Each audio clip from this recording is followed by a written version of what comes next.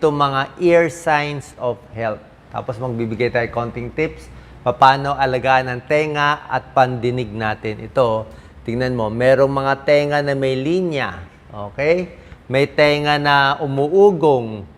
May tenga na may luga. Merong red ear, namumula yung tenga. O tenga na may mga skin tag. Maraming possibilities. So, yan, merong mga red ears. Ano ba to? Tingnan natin isa-isa. Number 1, pag ang tenga mo laging makati. Very common yan. Ang kati-kati ng tenga, tapos may lumalabas na parang puti-puti na flakes. Para siyang balakubak na lumalabas dito. Pwedeng balakubak or parang may puti-puting discharge. Pwedeng fungal infection. Common yan. Fungal infection, aspergillus or candida, merong puti-puti na lumalabas. Pero bukod dito sa fungal infection, may other causes of itchy ear. Meron tinatawag na seborrheic dermatitis. Ito yung matinding parang dandruff. Pero yung dandruff, hindi sa ulo lang. Dandruff dito sa buhok, sa may patilya, dito, sa kilay, tapos dito rin sa side natin, sa may, dito nga patilya, tapos sa tenga, tuloy-tuloy din. Seborrheic dermatitis. Naglalabasan yan.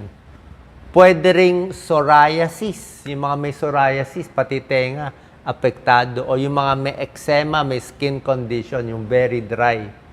O baka yung sabon mo, meron kang ginagamit na sabon na very dry, kaya nagda-dry. Pwede rin may earwax, kaya nangangati. Pwede kang kalikot ng cotton buds, nagda-dry yung tenga. Actually nga, hindi pinapayo ng mga ENT doctor na gumamit ng cotton buds. Ayaw na ayaw nila yan. Ayaw na ayaw nila kasi pag cotton buds na pinapasok mo lang yung tutuli, lalong nagbabara. Tapos pag nagkamali ka, na-press mo maigi, nabubutas yung eardrum. Inooperahan po yun. Minsan di na gumagaling ang butas na eardrum. Pwede rin sa mga gumagamit ng earplugs or earbuds. Diba? Nakikinig ng music sa cellphone, diba? Naglalagay tayo ng earbuds. Pero baka madumi ang kamay. Diba? Yung infection na pupunta sa tenga. Kaya nangangati. Number 2, red ears. Okay? May tao, red ears. Meron ba kayong kaklase? Nakita nyo, biglang namumula yung tenga pag napapahiya. Diba? Red ear syndrome. Wala namang kaso yon kung namumula yung tenga niya pag napapahiya. Baka yun lang ang genetic niya. Pero merong iba namumula yung tenga at sumasakit pa. Mapula na, parang burning sensation. Pwedeng mga babaeng nagme-menopause, hormonal changes, hot flashes, pati tenga nila namumula. Reaction to emotion, red ear. Exposure to environment, sobrang init. Reaction to hormone, baka may gamot na iniinom, or itong red ear syndrome, pakita tayo sa dermatologist or sa ENT kung laging namumula at sumasakit yung tenga. Number 3, pakita natin, Doc Lisa, ito.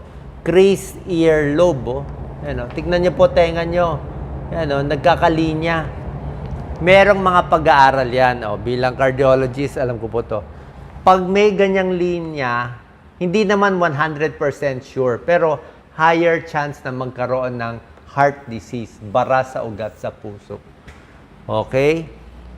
Anong connection, Doc Willie, ng linya sa tenga? Tawag namin dyan Frank sign, sa sakit sa puso. Actually, hindi pa malinaw bakit. Nakikita lang nila, basta may linya, mas marami nagkakasakit sa puso. Ang explanation, parang yung mga small blood vessels natin, meron niyang elastic tissue. Parang may tissue yan, yung parang lining niya. Numinipis pag nagkakaroon ng linya. So, pag manipis yung elastic tissue sa mga small blood vessels, pati na rin sa puso, affected din. Diba? Kasi pareho namang ugat. So, possible lang yan. So, ibig sabihin, pag may linya, mag-ingat kayo na mas healthy habit, hindi maninigarilyo, wag magpapataba, mas mag-iingat lang. Number 4, ear pain.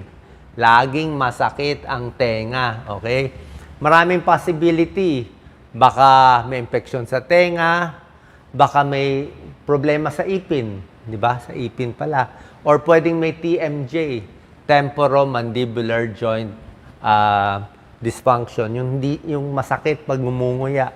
Pwedeng may bukol, meron din may bukol. Pwedeng may tonsils or sore throat.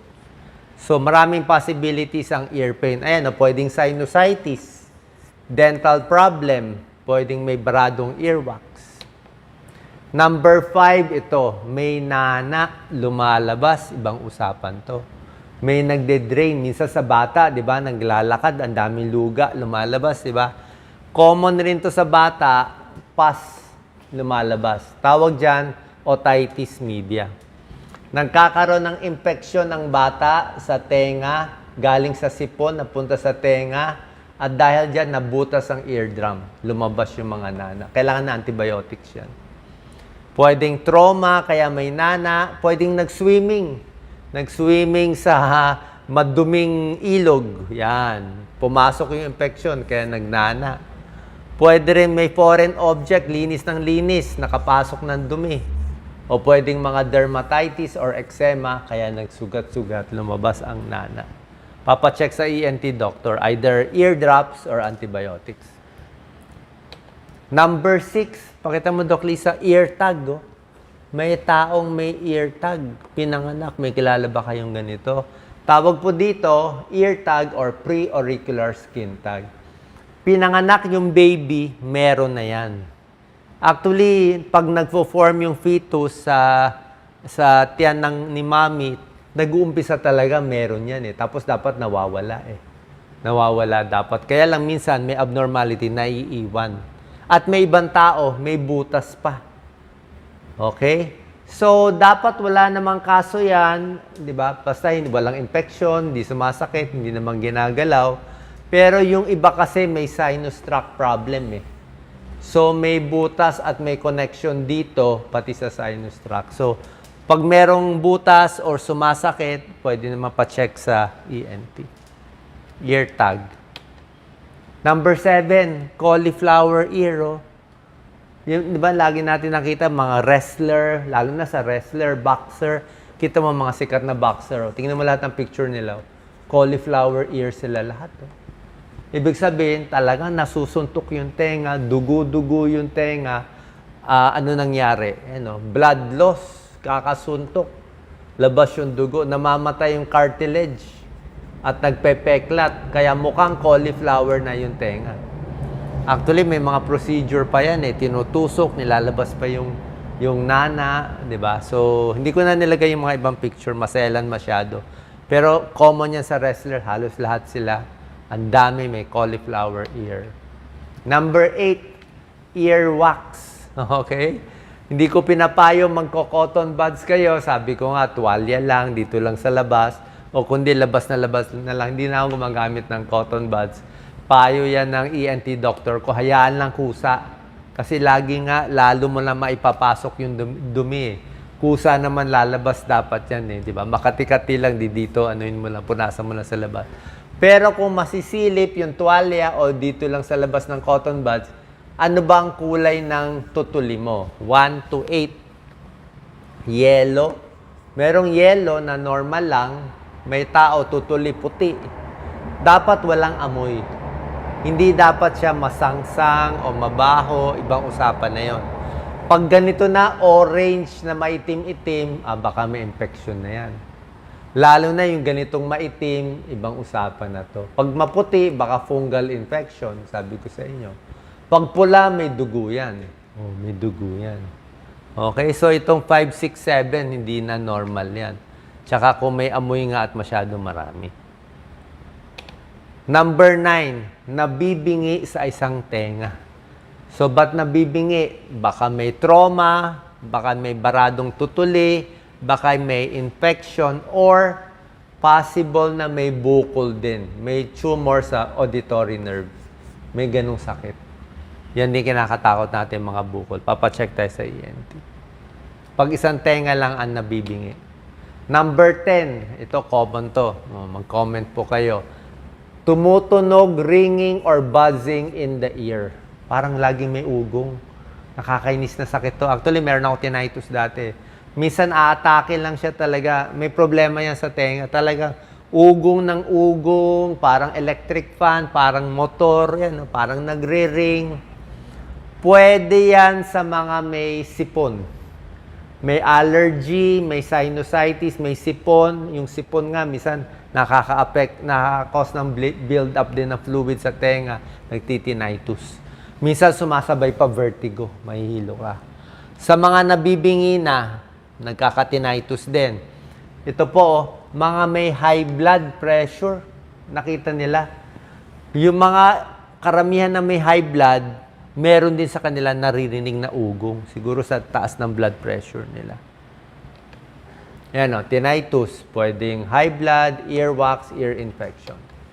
Pwede ding allergy. Tulad na sinabi ko, allergy, sipon, nagkakos din ng ugong.